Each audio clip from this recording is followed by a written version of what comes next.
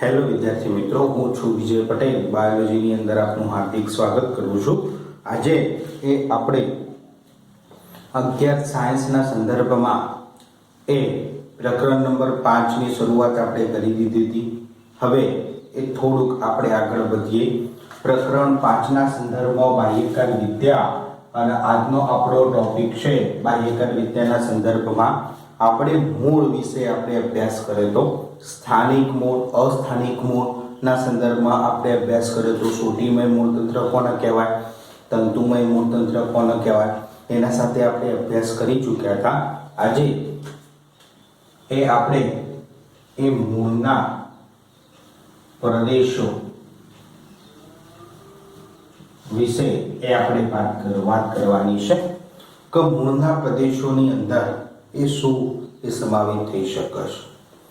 તો મૂળના પ્રદેશોને તમે મૂળના વિવિધ ભાગો વિશે તમે સમજૂતી આપી શકો છો. પહેલા તો મૂળના પ્રદેશ મુખ્યત્વે 3 ભાગ સ્વરૂપે આપણે વર્ણવીએ. પહેલા મૂળની અંદર વર્ધનશીલ પ્રદેશ જોવા મળે છે, વર્ધનશીલ પ્રદેશ. બીજો વિસ્તરણ પ્રદેશ જોવા મળે છે અને ત્રીજો પરિપક્વ પ્રદેશ જોવા મળે છે.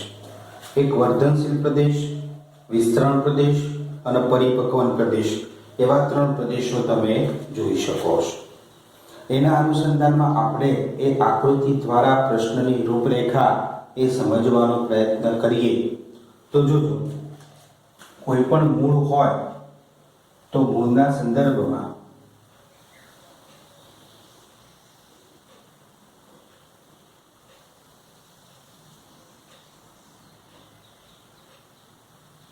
આ મૂળ છે. મૂળનો સૌથી અગ્રભાગ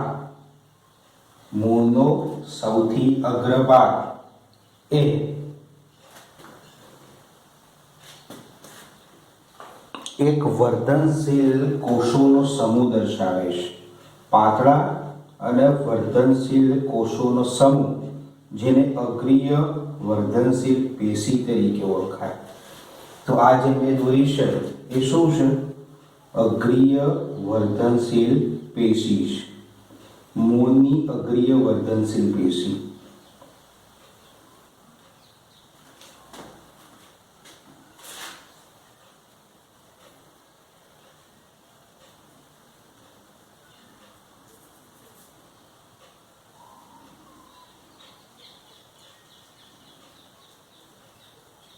મૂળની અગ્રસ્થ વર્ધનશીલ પેશી. આ વર્ધનશીલ શબ્દ એટલે શું? તો અગ્રસ્ત મીન્સ સૌથી અગ્રભાગી ગોઠવાયેલી હોય એટલે અગ્રસ્ત શબ્દ થયો. વર્ધનશીલ પેશી એટલે સતત પોતાનામાંથી નવા કોષોનું સર્જન કરતી હોય તો એને શું કહેવાય? વર્ધનશીલ પેશી તરીકે ઓળખવામાં આવે છે. આ વર્ધનશીલ પેશી પોતાના અગ્રભાગે એક ટોપી સ્વરૂપે રચના દર્શાવે છે. અને આ ટોપી સ્વરૂપે જે રચના દર્શાવે છે એની અંદર આ પ્રકારના કોષો કે જે પાતળા હોય છે અને વિપુલ પ્રમાણમાં કોષ રસથી ભરેલા હોય છે અને ખાસ પ્રકારના ઉત્સેચકો એની અંદર પ્રેઝન્ટ જોવા મળે છે. તો પાતળા મૂળના અગ્રભાગે એક ટોપી સ્વરૂપે જે આ ભાગ તમને જોવા મળે છે કે મૂળના અગ્રભાગે ટોપી સ્વરૂપે ગોઠવાયેલો જે આ ભાગ જોવા મળે છે તમને, એને મૂળ ટોપ તરીકે ઓળખવામાં આવે છે. અને આ મૂળ ટોપની અંદર કોષો પાતળા હોય છે, વિપુલ પ્રમાણમાં કોષ રસથી ભરેલા હોય છે અને વિવિધ પ્રકારના ખાસ ઉત્સેચકો દર્શાવતા હોય છે કે જે કઠણ ભૂમિની અંદર પણ એ મૂળ પ્રસરી શકે, પથ્થરો હોય એ પથરાને પણ તોડી શકે, એવા અનુસંધાનમાં એ ઉત્સેચકો પથરાયેલા હોય છે. અમુક વનસ્પતિઓ તમે જોજો પથરા ઉપર તમને જોવા મળશે, એના મૂળો પથરાની એ સપાટીઓ ઉપર એ વિસ્તરેલા હોય છે. આપણી ઘરની ભીત હોય તો ભીત ઉપર જોવા મળતા હશે વનસ્પતિઓ ઉગેલી. તો એના મૂળ તંત્ર એ પથરાળ ભૂમિની અંદર પણ પોતાના મૂળ તંત્ર પ્રસાવી શકે એના માટે એ ખાસ પ્રકારનો મોટો એ વિકસિત થયેલો હોય છે કે જે એ આગળ સતત વિભાજન પામી અને મૂળનું પ્રસરણ કરતું હોય છે, આગળ વધારતું હોય છે અને ઉત્સેચકોની મદદથી એને તોડતું હોય છે, કઠણ ભૂમિને પણ. તો આ મૂળ ટોપવાળો વિસ્તાર છે, બરોબર. હવે આ અગ્રીય વર્ધનશીલ પેશી ખરી, એ અગ્રીય વર્ધનશીલ પેશી અંદરની બાજુએ બહારની બાજુએ મૂળ ટોપનું નિર્માણ કરે છે, જ્યારે અગ્રીય વર્ધનશીલ પેશી અંદરની બાજુએ એ કોષોના ઘણા બધા કોષોનું સર્જન કરે છે. ત્યાં નવા બનાયેલા અથવા તો નવા ઉત્પન્ન થયેલા કોષો છે, બરોબર. આ કોષો નવા ઉત્પન્ન થયેલા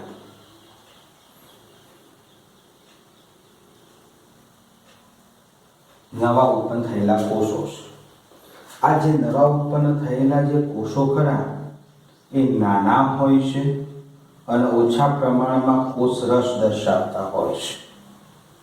તો આ જે પણ અગ્રીય વર્ધનશીલ પેશીમાંથી જે કોષો ઉત્પન્ન થાય છે એ કોષો એ વિભાજન ક્ષમતા બતાવતા નથી, પણ એ કોષો એ શું કરે છે? વૃદ્ધિ અને વિકાસ કરે છે. આપણે પહેલા ચેપ્ટરના સંદર્ભમાં એ વૃદ્ધિ અને વિકાસ સાથે સંબંધિત બધી ચર્ચા વિચારણાઓ કરી ચૂકેલા છીએ.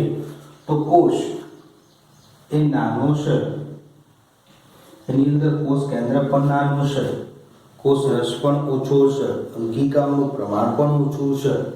તો એના અનુસંધાનમાં કોષ એ વૃદ્ધિ અને વિકાસ કરશે અને પોતાના કદ અને સ્વરૂપમાં એ શું થશે? મોટો થશે. એટલે કે આ કોષની અંદર જે કોષ રસ જોવા મળતો હતો એ કોષ રસનું પ્રમાણ વધશે, અંગિકાઓનું પ્રમાણ વધશે, અંદર જોવા મળતા ઉત્સેચકોનું પ્રમાણ વધશે, કોષ કેન્દ્ર મોટું થશે અને કોષ શું થશે? વૃદ્ધિ અને વિકાસના પરિણામે એ પરિપક્વ સ્વરૂપ ધારણ કરશે, બરોબર. તો આ જે પણ નાના કોષો છે એ ધીમે ધીમે એ શું થતા જશે? પોતાનું કદ એ મોટું કરતા જશે.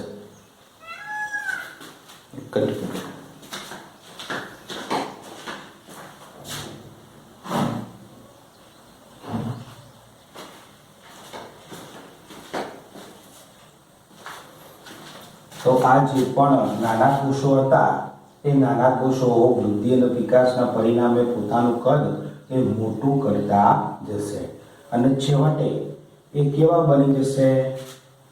પરિપક્વ એ કોષો બની જશે. આ રીતે પરિપક્વ કોષો બની જશે. આ રીતે પરિપક્વ. તો અગ્રીય વર્ધનશીલ પેશીમાંથી જે પણ કોષોનું નિર્માણ થાય છે અને એ વૃદ્ધિ અને વિકાસ કરે છે અને પરિપક્વ ન થાય, કોષો પરિપક્વ ન થાય ત્યાં સુધીનો જે વિસ્તાર ખરો એ વિસ્તારને વિસ્તરણ પ્રદેશ તરીકે ઓળખવામાં આવે છે. એ કોષો વિસ્તરણ પ્રદેશમાં શું થતા હોય કે અગ્રીય વર્ધનશીલ પેશીમાંથી જે કોષો નિર્માણ પામે છે એમનો વૃદ્ધિ અને વિકાસ થતો હોય અને ધીમે ધીમે પરિપક્વ સ્વરૂપ દર્શાવતા હોય. કેમ? કે કોઈ પણ કોષ જ્યાં સુધી એ પરિપક્વ ન બને ત્યાં સુધી એ કોઈ કાર્ય સાથે સંકળાતો નથી. આપણને ખબર છે કે કોઈ પણ કોષ, આપણું સજીવ શરીર એ કોષોથી રચાયેલું છે. દરેક સજીવ, ચાહે વનસ્પતિ હોય કે પ્રાણી હોય, એ કોષોનો બનેલો છે.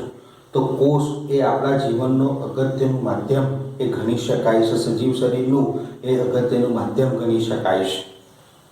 તો કોષ દ્વારા એ વિવિધ પ્રકારના કાર્યોની પરિરૂપ ભાષા થતી હોય છે.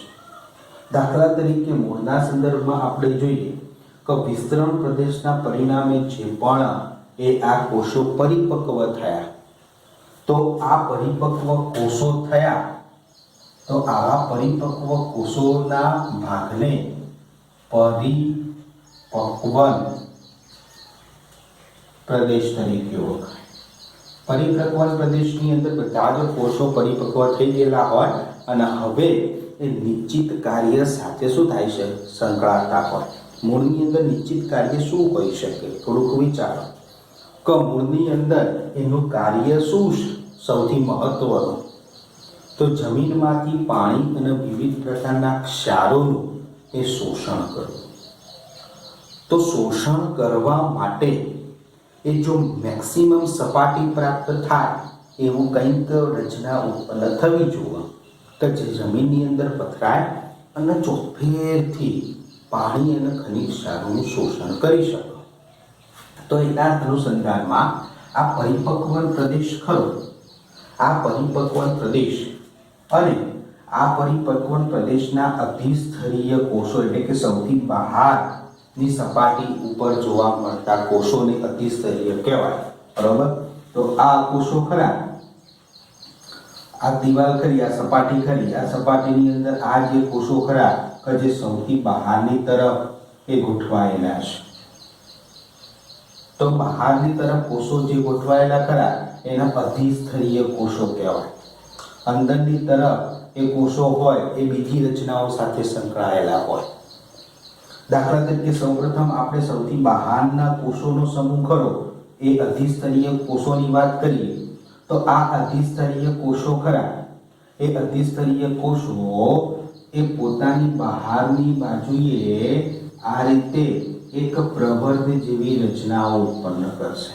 આ રીતે પ્રવર્ધ જેવી રચનાઓ અહીંયા હું દોરું તો દાખલા તરીકે અધિસ્તરીય કોષો આ પ્રકારે એક પ્રવર્ધ જેવી રચના પોતાનામાંથી એ બહાર એ પ્રસરવ પામે છે. તે બધી તરફથી અધિસ્તરીય કોષો પોતાની બહાર એક રચના ઉત્પન્ન કરે છે. પાતળી દોરા જેવી, પાતળા દોરા જેવી એક રચના ઉત્પન્ન કરે છે. ખાસ યાદ રાખજો, અધિસ્તરીય કોષ સૌથી બહાર ગોઠવાયેલા કોષ. અને આ પાતળા દોરા જેવી જે રચના એ ઉત્પન્ન થાય છે એને એ આપણે મૂળ રોમ તરીકે ઓળખીએ છીએ. શું કહીએ છીએ? મૂળ રોમ તરીકે ઓળખીએ છીએ. અને આ મૂળ રોમ ખરો એ જમીનની અંદર પથરાયેલો હોય છે ચોફેરથી મૂળના, અને એ ફરતે મૂળના ફરતે જે પણ પાણી હોય, ખનિજ તત્વો હોય તો એમનું એ શોષણ સાથે સંબંધિત છે. એમનું શોષણ કરે છે. એટલે મૂળ રોગની સંખ્યા જેટલી વધુ એટલા પ્રમાણમાં પાણીનું શોષણ એ વધુ કરી શકાય, ઝડપી કરી શકાય છે. આ અધિસ્તરીય કોષો દ્વારા થાય. તો બાકીના કોષો વચ્ચે શું ભાગ ભજવતા હશે? દાખલા તરીકે અધિસ્તરની અંદરની બાજુએ એ બીજા કોષો આવેલા હોય, એ બધા બીજા કોષો એ વિવિધ પ્રકારની પેશીઓની રચના સાથે સંબંધિત હોય. શું હોય? પેશીઓની રચના સાથે સંબંધિત. અધિસ્તરની અંદર આવેલા કોષો ખરા એ વિવિધ પ્રકારની પેશીઓનું નિર્માણ કરે છે. બાહ્યકનું નિર્માણ કરે, અંતઃસ્તરનું નિર્માણ કરે. એ આપણે ભણવાનું આવશે, બાહ્યક કોને કહેવાય, અંતઃસ્તર કોને કહેવાય. જ્યારે મૂળનો આડો છેદ લઈએ છીએ ત્યારે તેની અંતઃસ્તર રચના તમે દેખી શકો છો. પણ અત્યારે એટલી જ વસ્તુ હોય કે અધિસ્તરના કોષો એ મૂળ રોમનું નિર્માણ કરે. મૂળ રોમનું કાર્ય આપણને ખ્યાલ આવી ગયો. હવે અધિસ્તરની અંદરની તરફ આવેલા જે કોષો ખરા એ એ પેશીઓનું નિર્માણ કરે. પેશીઓની અંદર પાણીનું ઉર્ધ્વગામી વહન એટલે જમીનની અંદર મૂળ તંત્ર હોય એ પાણી ક્યાં મોકલે છે? ઉપરની તરફ મોકલે છે, જેને ઉર્ધ્વગામી વહન તરીકે ઓળખી શકાય છે. તો પાણીનું ઉર્ધ્વગામી વહન માટે એ પેશીઓ જવાબદાર હોય છે. એ પેશીઓની અંદર જલવાહક પેશી હોય અને અન્નવાહક પેશી હોય. તમે નીચલા ધોરણોની અંદર જલવાહક અને અન્નવાહક વિશે એ જાણતા હશો કે જલવાહક પેશી પાણી અને ખનિજ ક્ષારોના વહન સાથે સંબંધિત છે, જ્યારે અન્નવાહક પેશી એ પર્ણ દ્વારા જે તૈયાર થયેલો ખોરાક ખરો એ ખોરાક એ વહન સાથે સંબંધિત છે. તો ઇન શોર્ટ એ કહી શકાય કે જલવાહક એ પાણીના વહન સાથે, અન્નવાહક એ ખોરાકના વહન સાથે એ સંબંધિત કાર્ય કરે છે. તો આ પેશીઓ છે તો અધિસ્તરની અંદરની તરફ આવેલી પેશીઓ ખરી એ જલવાહક અને અન્નવાહક જેવી પેશીઓનું એ નિર્માણ કરે છે, તો જેથી કરીને મૂળ રોમ દ્વારા જે પણ પાણીના અણુઓ આવે છે એ પાણીના અણુઓ અધિસ્તરમાંથી એ જલવાહક પેશીની અંદર આવતા રહે અને જલવાહક પેશીમાંથી એ ઉર્ધ્વગામી વહન દ્વારા એ વનસ્પતિના તમામ ભાગોની અંદર પાણી પહોંચાડવાનું કાર્ય કરે છે. તો અહીંયા એ મૂળના આપણે 3 પ્રદેશો ભણ્યા. વર્ધનશીલ પ્રદેશ કે જે સતત વિભાજન પામીને અગ્રબાજુએ મૂળ ટોપનું નિર્માણ કરે અને એની પશ્વ બાજુએ એ વિસ્તરણ પ્રદેશ, પરિપક્વ પ્રદેશ મૂળ રોમનું એ નિર્માણ કરતા હોય. તો આ સાથે સંબંધિત એ મૂળના પ્રદેશો છે. પરીક્ષાની અંદર એ આઈ થિંક 3 ગુણની અંદર આકૃતિ સહિત એ પ્રશ્ન પૂછાતો હોય છે કે જેમાં આકૃતિ દોરવી જરૂરી છે.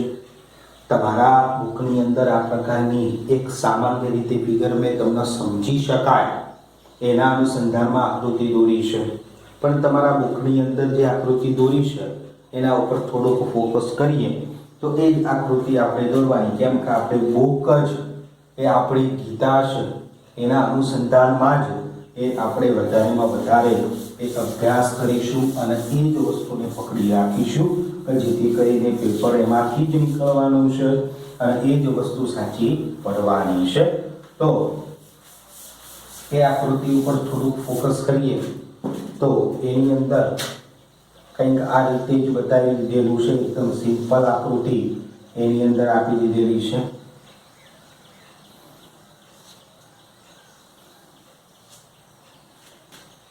આ રીતની એક સિમ્પલ ફિગર આપી દીધેલી છે, બરોબર.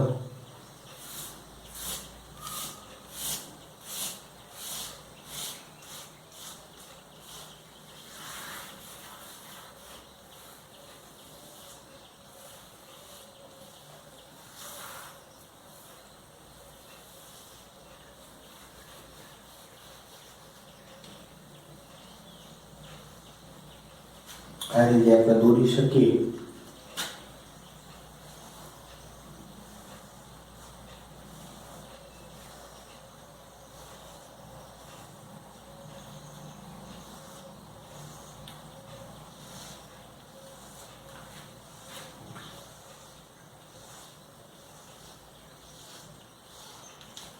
આ રીતે હવે આ અધિસ્તરીય કોષો છે, આ પ્રકારની અધિસ્તરીય કોષો તમે બતાવી શકો છો.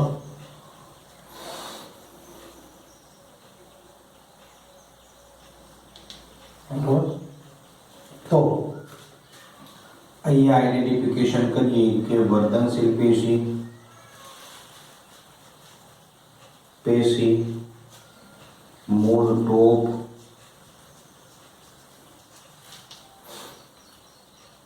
અહીંયા આટલાથી આટલા વિસ્તારને વિસ્તરણ પ્રદેશ,